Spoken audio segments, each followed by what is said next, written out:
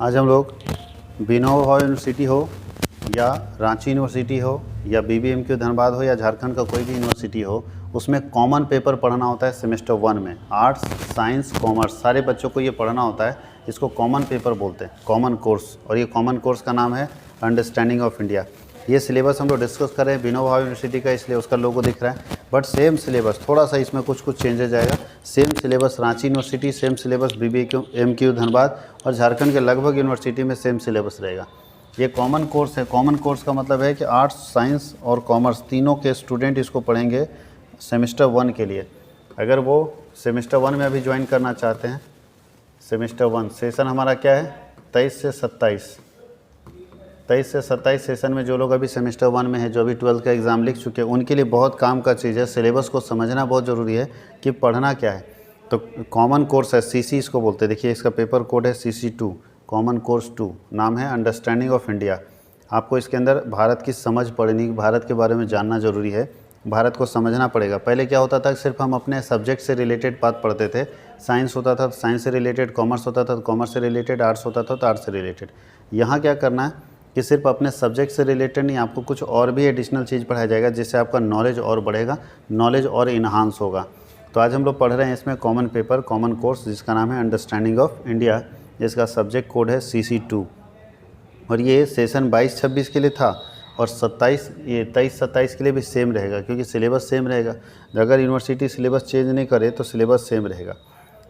ये है सेमेस्टर 1 के लिए सिलेबस फॉर सेमेस्टर 1, चाहे वो आर्ट्स का बच्चा हो, चाहे साइंस का बच्चा हो, चाहे कॉमर्स का। क्योंकि देखिए इसको तैयार करने में जो बोर्ड ऑफ मेंबर हैं, जो इस में मेंबर थे, सदस्य थे जो इसको तैयार करने वाले, वो देखिए तो तीनों डिपार्टमेंट का आपको यहाँ मिलेंगे। आर्ट्स, साइंस, कॉमर्स तीनों। ध्यान दीजिएगा, ये मैथ्स डिपार्टमेंट के हेड है, मतलब साइंस वाले हो गए। ये कॉमर्स हो गए, साइंस, ह्यूमैनिटीज़ मतलब arts, geology, physics, history, geography, political science, मतलब आर्ट्स, साइंस, कॉमर्स तीनों के लोग मिल के इसको तैयार किए हैं। इसका मतलब है यहाँ पे आर्ट्स हो किसी बच्चे का, यानी आर्ट्स में कोई ऑनर्स लेना चाहता हो, साइंस में कोई ऑनर्स लेना चाहते हो या कॉमर्स में कोई ऑनर्स लेना चाहते हो, तीनों के लिए सर, यानी जो भी स्ट्रीम में आप रहोगे ये आपको पढ़ना ही पड़ेगा। ये पेपर नाम है अंडरस्टैंडिंग ऑफ इंडिया।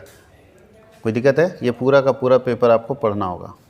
क्या पढ़ना है इसके अंदर, चलिए हम लोग थोड़ा सा देखते हैं क्या है एग्ज़ाम पैटर्न, क्या है, कैसे परीक्षा होगी, किस तरह से क्वेश्चन पूछा जाएगा, सारा का सारा यहाँ डिटेल दिया हुआ है। इसको समझने की ज़रूरत है। तो आप देखिए, अगर इस पेपर को आप देख रहे होंगे यहाँ, तो आपको दिखाई देगा इसका नाम है understanding of India, common course, subject code है CC2। इसका क्रेडिट 2 क्रेडिट थ्योरी में है और 0 क्रेडिट प्रैक्टिकल, मानिए आपको 2 क्रेडिट यहाँ पे लेना है। क्रेडिट होता है रेटिंग, जिसके जरिए आपकी रेटिंग होती है, तो 2 क्रेडिट यहाँ पे आपको मिलने वाला है।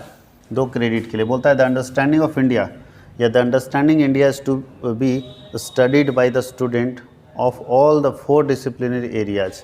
बोलता है कि हर स्टूडेंट को अंडरस्टैंडिंग ऑफ इंडिया पढ़ना पड़ेगा, चाहे कोई भी सब्जेक्ट का स्टूडेंट हो। नेचुरल साइंस पढ़ रहा है उसको, ह्यूमैनिटीज़ को हम लोग आर्ट्स बोलते हैं, आर्ट्स पढ़ रहा है उसको, सोशल साइंस पढ़ रहा है उसको, या कॉमर्स पढ़ रहा है उसको। कॉमर्स का हो, सोशल साइंस का हो, नेचुरल साइंस का हो या ह्यूमैनिटीज़ का स्टूडेंट हो, सारे स्टूडेंट को ये पढ़ना होगा। साफ लिखा हुआ है। हम जो अभी आपको बता रहे थे कि हर स्टूडेंट को अंडरस्टैंडिंग ऑफ इंडिया पढ़ना होगा, चाहे वो स्टूडेंट साइंस का हो, चाहे कॉमर्स का हो, चाहे आर्ट्स का हो। देखिए साफ साफ लिखा है। मार्क्स कैसे होगा, तो बोलता है 25 नंबर जो है इंटरनल एग्ज़ाम होगा। 25 नंबर में 5 नंबर आपका अटेंडेंस के ऊपर मिलेगा और अदर एक्टिविटी के मिलेगा। 20 नंबर का आपका जो है एग्ज़ाम होगा, जिसको बोलते हैं इंटरनल असेसमेंट। तो इंटरनल असेसमेंट 20 नंबर का, 5 नंबर आपका attendance and other curriculum activities पर। 75 नंबर का आपका एग्ज़ाम होगा, जो कि 3 घंटे का होगा। टोटल नंबर हो गया 100। 25 नंबर का प्रैक्टिकल मतलब इंटरनल और 75 नंबर का एक्सटर्नल। पास मार्क्स कितना है, तो बोलता है मिड सेम और एंड सेम, मतलब ये मिड सेम को हम बोलते हैं इंटरनल और इसको बोलते हैं एक्सटर्नल। इंटरनल एक्सटर्नल मिला के टोटल 40 नंबर आपको लाना है। मतलब कल भी बता रहे थे हम लोग पिछले वीडियो में कि 100 में से 40 नंबर अगर आप लाते हैं तो पास हो जाएंगे। इसमें पास होने के लिए 100 में 40 आपको लाना पड़ेगा, चाहे जैसे भी लाइए। अब लिखा है इंस्ट्रक्शन टू क्वेश्चन सेटर। जो व्यक्ति क्वेश्चन सेट करेगा उसको क्या इंस्ट्रक्शन दीजिएगा, कैसे सेट करेगा क्वेश्चन। तो क्वेश्चन का पैटर्न अगर आप देखें तो पिछले क्लास में भी हम डिस्कस कर चुके हैं, फिर बता देते हैं। क्वेश्चन का पैटर्न ये बोलता है कि 3 पैटर्न में क्वेश्चन होगा। कितना पैटर्न में होगा? 3। देखिए फर्स्ट पैटर्न होगा, यहाँ लिखा है कि सेमेस्टर का जो क्वेश्चन होगा 2 ग्रुप में बटा होगा, ग्रुप ए, ग्रुप बी। देखिए लिखा है 2 कंपोनेंट होंगे, ग्रुप ए और ग्रुप बी। तो ग्रुप ए में 1 सेंटेंस होगा इंटरनल असेसमेंट, वो तो हम लोग जानते हैं 20 नंबर का इंटरनल असेसमेंट होगा, क्लास अटेंडेंस होगा, ठीक है। यहाँ हम लोगों को ये तो 25 नंबर वाला है, जो 25 नंबर आपका एग्जाम होगा ना इंटरनल एग्जाम, ये इंटरनल एग्जामिनेशन के लिए कुछ दिया हुआ पैटर्न। तो इंटरनल एग्जाम तो कॉलेज आपका ले लेगा, एक्सटर्नल एग्जाम जो आपको 75 नंबर का देना है उसमें क्वेश्चन कैसा रहेगा, बोलता है देयर विल बी 2 ग्रुप। कितने ग्रुप होंगे? 2 ग्रुप होंगे ऑफ क्वेश्चंस। ग्रुप ए के अंदर क्या बोलता है, group A will contain 3 questions. Group A में 3 क्वेश्चन होगा, जैसा कि कल आप देख चुके। तो क्वेश्चन नंबर 1, 2 और 3। क्वेश्चन नंबर 1 आप यहाँ लिखा है कि ग्रुप ए बोल रहा है कि in which all questions are answered, इसमें आपको सारा आंसर करना है। 3 क्वेश्चन रहेगा, तीनों आंसर करना है, चॉइस नहीं। Question number 1 will be very short answer type question. Question number 1 जो है very short answer type question रहेगा, बट एमसीक्यू नहीं रहेगा, लिखा है नोट एमसीक्यू, आपको खाली क्वेश्चन और आंसर करना है। यानी क्वेश्चन नंबर 1 जो होगा 1, इसके अंदर 5 A B C D करके छोटे छोटे क्वेश्चन पूछे जाएंगे आपको। तो क्वेश्चन नंबर 1 के अंदर एक नंबर के 5 क्वेश्चन होंगे, देखिए लिखा भी है very note of consisting the 5 questions of 1 marks. यानी 5 क्वेश्चन क्वेश्चन नंबर 1 के अंदर पूछेंगे जो कि 1 नंबर का होगा। 5 नंबर हो गया। क्वेश्चन नंबर 2 और 3 देखिए लिखा है question number 2 and 3 will be short answer type question of 5 marks each. दोनों क्वेश्चन नंबर 2 भी 5 नंबर का है, क्वेश्चन नंबर 3 भी 5 नंबर का है। ग्रुप बी में क्या होता है, बोलता है group B will contain descriptive type. Group B में हमको डिस्क्रिप्टिव टाइप क्वेश्चन मिलेगा, जिसमें से आपको टोटल 7 क्वेश्चन पूछे जाएंगे 15 मार्क्स के। आंसर कितना करना होगा, एनी 4, देखिए लिखा है एनी 4 क्वेश्चन, जो हम लोग कल डिस्कस कर भी रहे थे कि टोटल ग्रुप बी में 7 क्वेश्चन पूछना है, एक क्वेश्चन 15 मार्क्स का होगा और आपको क्या करना है, उसमें से कोई 4 का आंसर करना है। आगे लिखा है note there may be sub divisions in each questions of group B. बोलता है ग्रुप बी में सब डिवीजन किया हुआ है हर क्वेश्चन में, मतलब है आपको 15 नंबर का एक क्वेश्चन पूछेगा, 4 क्वेश्चन आपको लिखना है, तो 15 × 4 करेंगे 60, तो 60 क्वेश्चन आपके हो जाएंगे। अब आगे डिस्कस करते हैं सिलेबस को कि सिलेबस है क्या। ये तो कोर्स हो गया। आखिर लिखा है कोर्स ऑब्जेक्टिव, क्यों पढ़ाया जा रहा है आपको अंडरस्टैंडिंग ऑफ इंडिया, इसका पीछे रीज़न क्या बोलता है। This course is designed to expose the student to our social, economical and cultural heritage. ये इसलिए स्टूडेंट को पढ़ाया जा रहा है ताकि स्टूडेंट समझ पाए सोसाइटी के बारे में, सोशल एक्टिविटी के बारे में, इकोनॉमिक एक्टिविटी के बारे में, और जो हमारे कल्चरल हेरिटेज हैं उनके बारे में समझ सके, समझ बढ़ा सके, इसलिए ये स्टूडेंट को पढ़ाया जा रहा है। और कोर्स लर्निंग आउटकम्स, अगर हम इसको पढ़ाएंगे तो क्या क्या आउटकम्स मिलेगा, तो बोलता है on successful completion of this course the student will be able to have a knowledge regarding. अगर इसको ठीक से पढ़ लेगा स्टूडेंट तो उसके पास इतना नॉलेज तो हो ही जाएगा। 4 नॉलेज। पहला, contemporary India with its historical prospective. Contemporary India with his historical prospective मतलब है भारत में जो ऐतिहासिक धरोहर है उसको समझ पाने में वो सक्षम हो जाएगा। कॉन्स्टिट्यूशनल ऑब्लिगेशंस को समझ पाएगा, संवैधानिक क्षेत्र को समझ पाएगा, संविधान को समझ पाएगा, वो अपने फंडामेंटल राइट्स एंड ड्यूटी को जान पाएगा। तीसरा बोलता है इंडियन नॉलेज सिस्टम, वो इंडियन नॉलेज सिस्टम समझ पाएगा कि भारत में कैसे कैसे शिक्षा पद्धति का विकास हुआ है। आप सभी लोगों को मालूम है भारत में शिक्षा पद्धति कैसे डेवलप की। सबसे पहले एजुकेशन किस टाइप से चलता था, अभी एजुकेशन का कौन सा पैटर्न है, ये सब बच्चे को नहीं पता है एजुकेशन मिलने के बावजूद। तो ये डेवलप करने में हेल्प करेगा कि भारत में शिक्षण संस्थाएं कैसे कैसे बढ़ी, शिक्षण पद्धति कैसे कैसे बढ़ी। इसको अगर आप ठीक से देखेंगे तो इसमें आपको मदद मिलेगा। इंडिया ज स्ट्रगल फॉर फ्रीडम, भारत कैसे आज़ादी के लिए स्ट्रगल किया, तो आज़ादी के नायकों के बारे में पढ़ेंगे, कौन कौन से ऐसे नायक थे, देश में भी नायक थे और प्रदेश में भी नायक थे।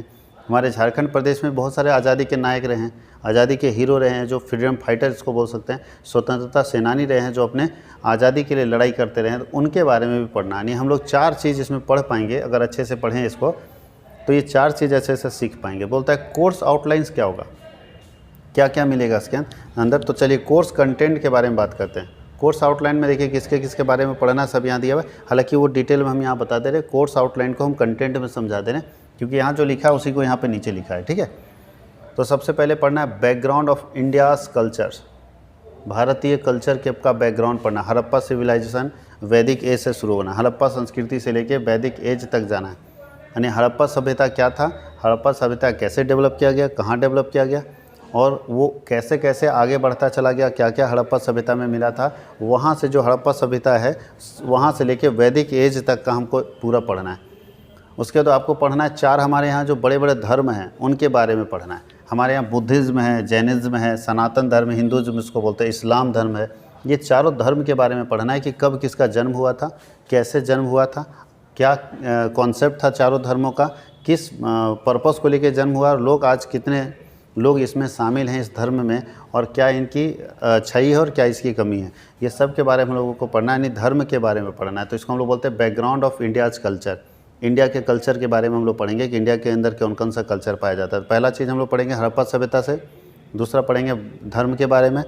यूनिट 2 में हम लोगों को पढ़ना है growth and independent of Indian education and literature. भारतीय शिक्षा पद्धति कैसे ग्रोथ की है, जब से इस दुनिया का निर्माण हुआ है तब से भारत में शिक्षा पद्धति, सबसे पुरानी शिक्षा पद्धति भारत में। तो भारत शिक्षा पद्धति शुरू होती है भारत, आप लोग बहुत लोग सुने होंगे नक्षत्र, तो यहाँ वही नाट्य शास्त्र इसको बोलते हैं। तो नाट्य शास्त्र से शुरू हुआ है, तो भारत नाट्यशास्त्र कैसे बना, वहाँ से शुरू हुआ, कालिदास से शुरू हुआ, पाणिनि से शुरू हुआ, पतंजलि से शुरू हुआ। ये 4 हम लोग यहाँ बहुत बड़े बड़े शिक्षाविद रहे हैं, और यहाँ से शिक्षा का स्टार्ट हुआ, प्रारंभ हुआ। उसके बाद बहुत सारी यूनिवर्सिटी हमारे यहाँ बने गए, जो दुनिया के बढ़िया बढ़िया यूनिवर्सिटी स्थापित किए गए शिक्षा को विकसित करने के लिए, जिसमें तक्षशिला यूनिवर्सिटी है, नालंदा यूनिवर्सिटी है, विश्व भारती यूनिवर्सिटी है, BHU है, बनारस हिंदू यूनिवर्सिटी है, अलीगढ़ मुस्लिम यूनिवर्सिटी AMU बोलते हैं, IIT है, IISc है और IIMs है। तो ये सारे संस्थाएं बनाए गए शिक्षा को डेवलप करने के लिए, शिक्षा को विकसित करने के लिए। 3 संस्थाओं के बारे में पढ़ेंगे कि एम्स क्या होता है, IISc क्या होता है, IIT क्या होता है, AMU क्या होता है, BHU क्या होता है, विश्व भारती क्या है, नालंदा क्या है, तक्षशिला क्या है। इसके बारे में हम लोग एक एक करके सबके बारे में पढ़ेंगे। उसके बाद है leaders of India's freedom struggle, भारतीय स्वतंत्रता सेनानी के बारे में पढ़ेंगे, कौन कौन से भारतीय स्वतंत्रता सेनानी थे। तो पहला पढ़ेंगे महात्मा गांधी के बारे में, महात्मा गांधी का जीवनी क्या था, उनका कंट्रीब्यूशन क्या था, शिक्षा क्या लिए थे। जवाहरलाल नेहरू के बारे में, सुभाष चंद्र बोस के बारे में। फ्रीडम फाइटर पढ़ेंगे झारखंड का, ये तो देश वाले हो गए, अब झारखंड में बहुत सारे फ्रीडम फाइटर हैं, तिलका मांझी, सिद्धू कान्हू, बिरसा मुंडा, जतरा भगत, ये 4 के बारे में हम लोगों को पढ़ना है। क्या क्या पढ़ना है, सारे फ्रीडम फाइटर के बारे में नहीं पढ़ना है, झारखंड के 4 फ्रीडम फाइटर सुनेंगे, तिलका मांझी, सिद्धू कान्हू, बिरसा मुंडा और जतरा भगत। उसके बाद पढ़ना है geographical features of India, Bharat का जियोग्राफिकल फीचर्स क्या है, मैप कैसा है, कैसा पूरा भारत, लगता है पूरे भारत में हर जगह एक जैसा है। जैसे झारखंड में सबसे ज़्यादा आपको पठार मिलेगा, तो कहीं सबसे ज़्यादा पहाड़ मिलेगा, तो कहीं खूब पानी है, तो कहीं खूब मरुस्थल है। तो भारत का पूरा जियोग्राफिकल कल्चर कैसा है, किस तरह की भारत में ज्योग्राफी पाई जाती है। तो आपको जियोग्राफिकल कल्चर भी पढ़ना है भारत का, कि उसका भारत का जियोग्राफिकल कल्चर है कैसा, किस तरह का कल्चर वहाँ पे मिलता है आपको। आगे लिखा है, तो उसके अंदर पढ़ना है India's on the map of world, Bharat के नक्शे पर, विश्व के नक्शे पर भारत कहाँ है और भारत के पड़ोसी देश कौन है। विश्व के नक्शे पर भारत कहाँ है और भारत के पड़ोसी देश कौन है, उसके बारे में पढ़ना है। कोई दिक्कत है? तो ये हम लोग पूरा नक्शा पढ़ाएंगे दुनिया का, और वहाँ पे दिखाएंगे भारत यहाँ पे है, भारत के पड़ोसी देश कौन कौन से हैं।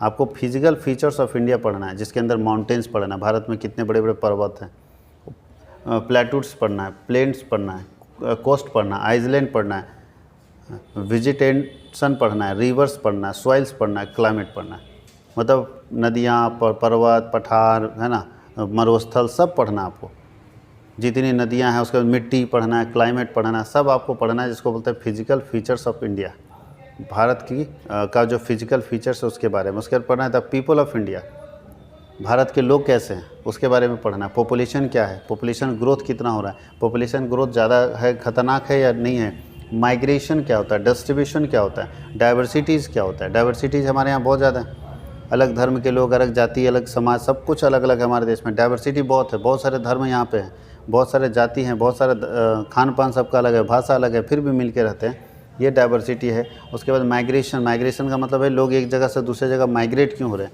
छोड़ के दूसरी जगह जा क्यों रहे हैं, इसके क्या रीजंस है। और माइग्रेट करके अगर कोई व्यक्ति आता है भारत के अंदर, तो उसको भारत कैसे रखता है। जैसे बहुत सारे लोग अभी सुने होंगे कि जब अफ़गानिस्तान में आतंकवादियों की सरकार बन गई, तो बहुत सारे लोग अफ़गानिस्तान छोड़ के भारत घुस गए, भारत में आ गए, तो भारत उसको कैसे ट्रीट करेगा जो माइग्रेट हो गया था। मान लीजिए हमारे देश में कहीं अगर युद्ध या बांग्लादेश में कोई युद्ध चल जाए, तो बांग्लादेश का बहुत सारा नागरिक भारत घुस जाएगा जान बचाने के लिए, तो सरकार उसको कैसे रखेगी, ये माइग्रेशन के अंदर हम लोग पढ़ेंगे।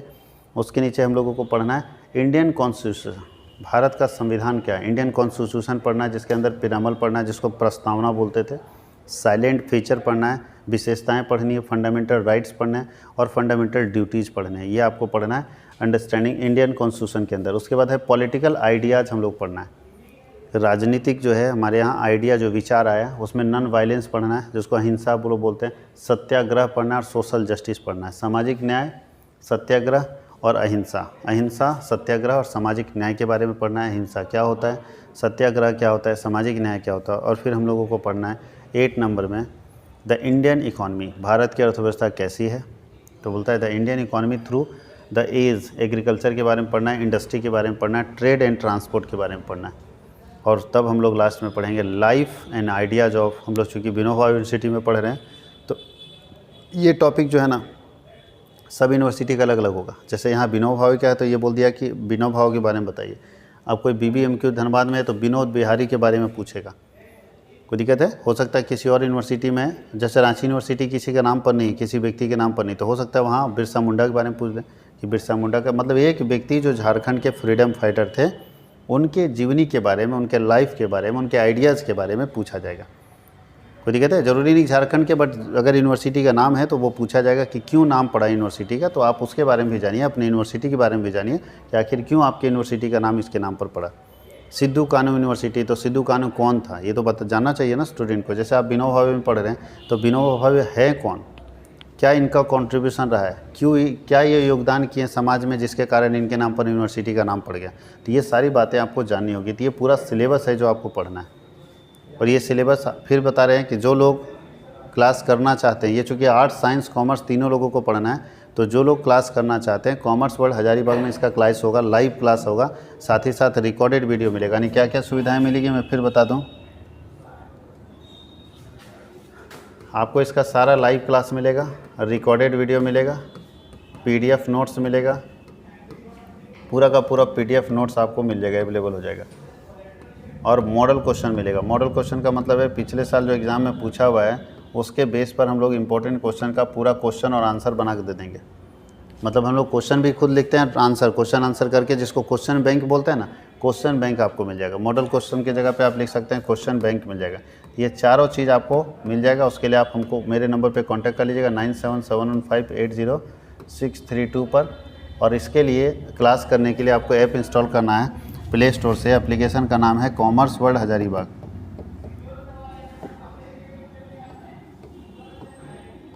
कॉमर्स वर्ल्ड पूरा हजारीबाग लिखिएगा। एक ऐप है HZB, तो HZB में नहीं मिलेगा, कॉमर्स वर्ल्ड हजारीबाग आप इंस्टॉल कर लीजिएगा। इसमें आपको वो सारा क्लासेस जो है मिलेगा। कुछ क्लासेस वहाँ फ्री रहेगा, लेकिन बाकी क्लासेस 1 क्लास या 2 क्लास फ्री कर देंगे, बाकी सारे क्लासेस पेड में जाएंगे। तो आप वहाँ से पेमेंट करके जुड़ सकते हैं। सिंगल पेपर के लिए, एक सब्जेक्ट आप पढ़ना चाहते हैं, एक सब्जेक्ट के लिए आप जुड़ सकते हैं। सिंगल पेपर के लिए ये सारी सुविधाएं आपको सिंगल पेपर में मिलेगी। Live class, recorded video, PDF notes, model question paper या क्वेश्चन बैंक, इससे आपका पूरा कंप्लीट प्रिपरेशन एक सब्जेक्ट का हो जाएगा। जिस भी कंसर्न सब्जेक्ट में आप जुड़ना चाहते हैं उस सब्जेक्ट का पूरा कंप्लीट प्रिपरेशन इसमें हो जाएगा।